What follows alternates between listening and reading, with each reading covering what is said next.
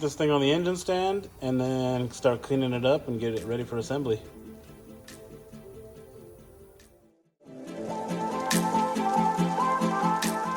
All right, a couple things I like to do before I put these on the engine stand. I pull this plug out right here and the plug on the other side out there, because that's the main oil galley that goes through and feeds the oil squirters. And whenever these blocks get machined, I know they wash them and stuff, but they never really get all of the debris that's stuck inside of there all the way out. So I like to take those both out, spray brake clean through here, watch it come out the other side, and then you can physically look in there with the flashlight too to see if there's anything stuck on the walls of the oil galleys, stuff like that. And then I also go through and spray this one out. This one's the one that comes from the filter, or sorry, from the pump. It goes, this is the main oil galley right here. That goes to the filter through the back of the block right here. I like to clean that out too. I'm gonna pull this oil pressure sensor off, clean in there as well. And then just basically spray this whole thing out, because it can look clean, but they're usually still pretty dirty and there's a bunch of shavings hidden everywhere. I also hit all these holes right here to make sure that there isn't any debris in there. We're going to be using block off bolts here that are made by Golden Eagle to block those off. It helps with the oil pressure, and when you have aftermarket pistons, you don't really need the cooling properties anymore. So this block is notched for aluminum rods, as you can see. CNC notched on the sleeves all the way on all 4 cylinders. We're not going to be using aluminum rods, but it's not going to hurt, to have the notch in there just for a little bit extra clearance.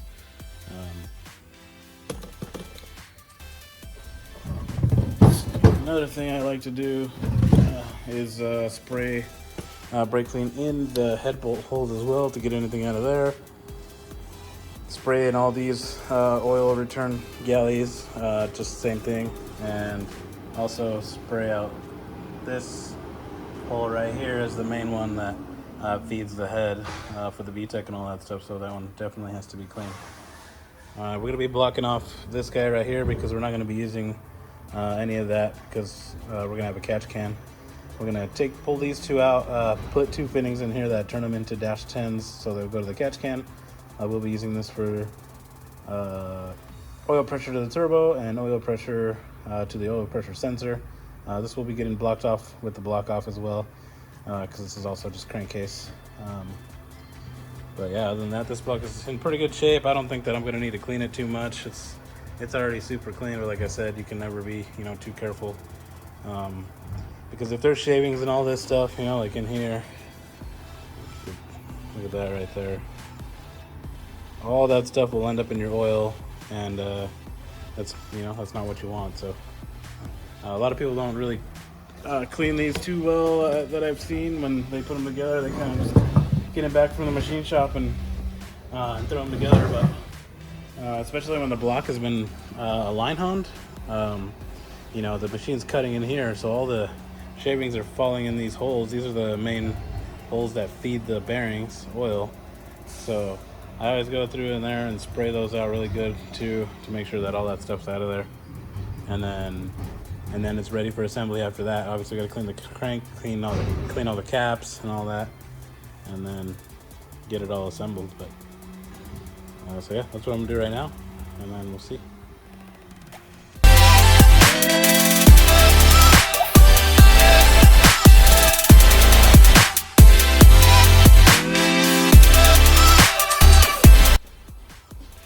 All right, perfect example about what I was talking about. Look at all those shavings. Let me get a light real quick.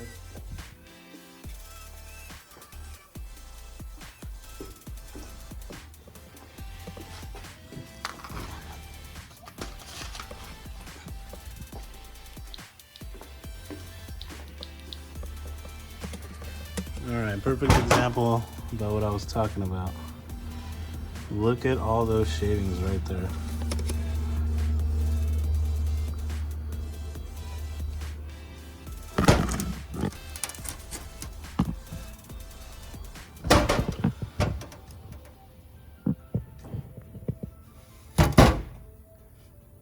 Look at that, that's crazy.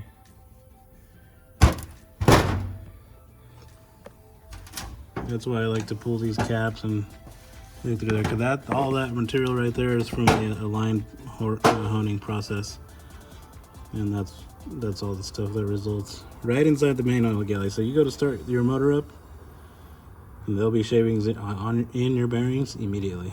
That hole that you see right there on the top, that one goes to the first main bearing. So that one will get trashed.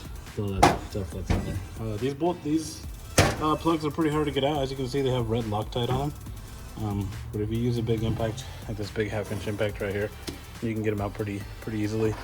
They do have Loctite on them though, so if you're gonna use try to use a ratchet or something, they're pretty difficult to get out. So yeah, on to cleaning this thing.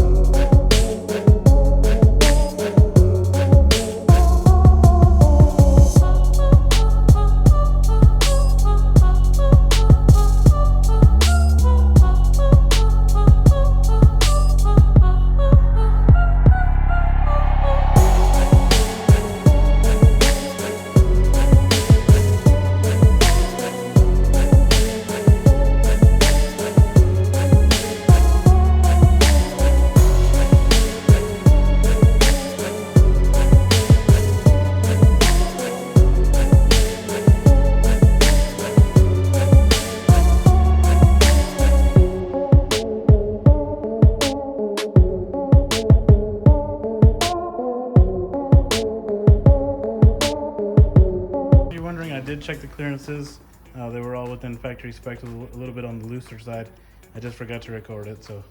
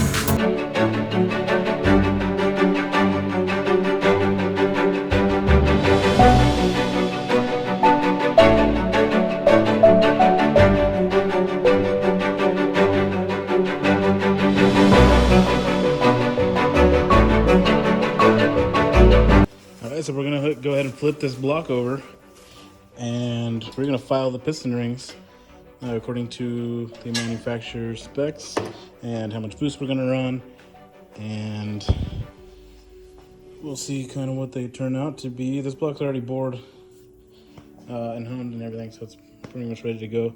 We're just gonna file these rings to see where they fall and if we need to open them up or not.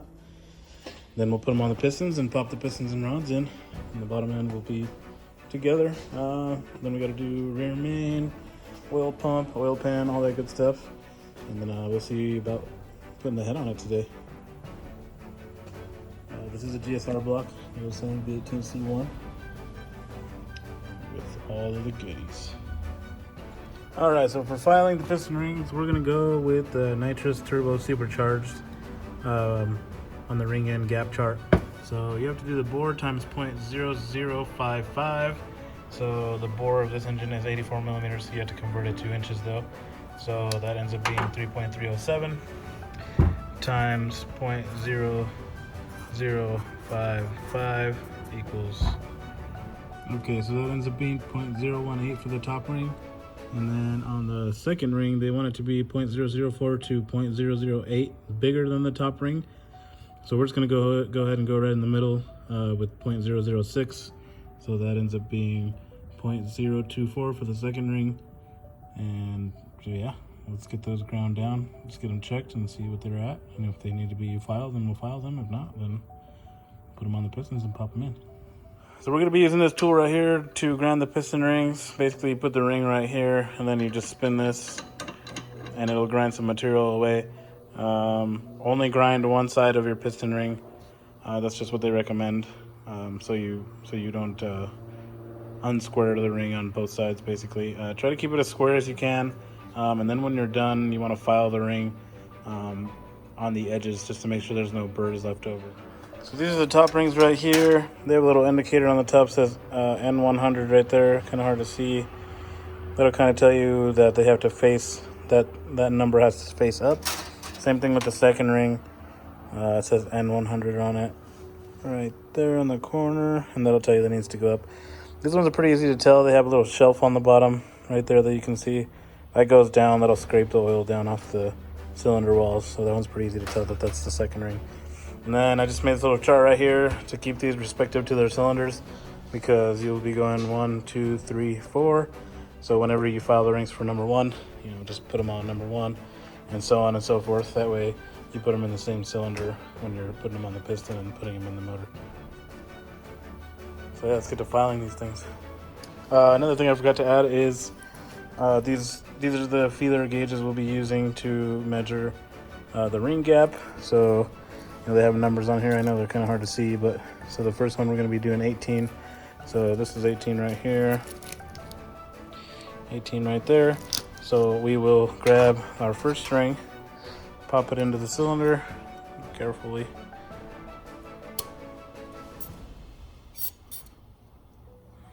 Kind of hard to do with one hand.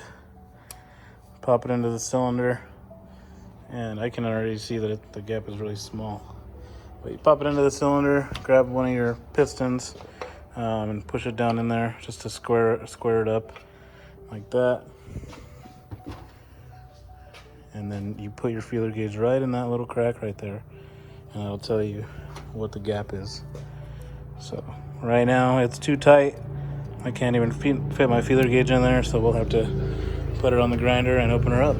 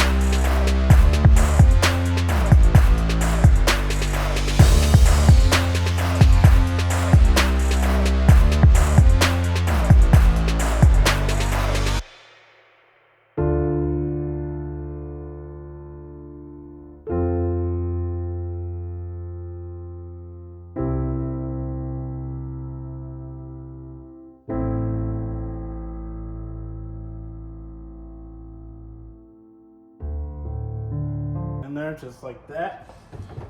Super easy, really nice, really easy to get in. So if you guys are looking into building engines, they make these in all kinds of different sizes.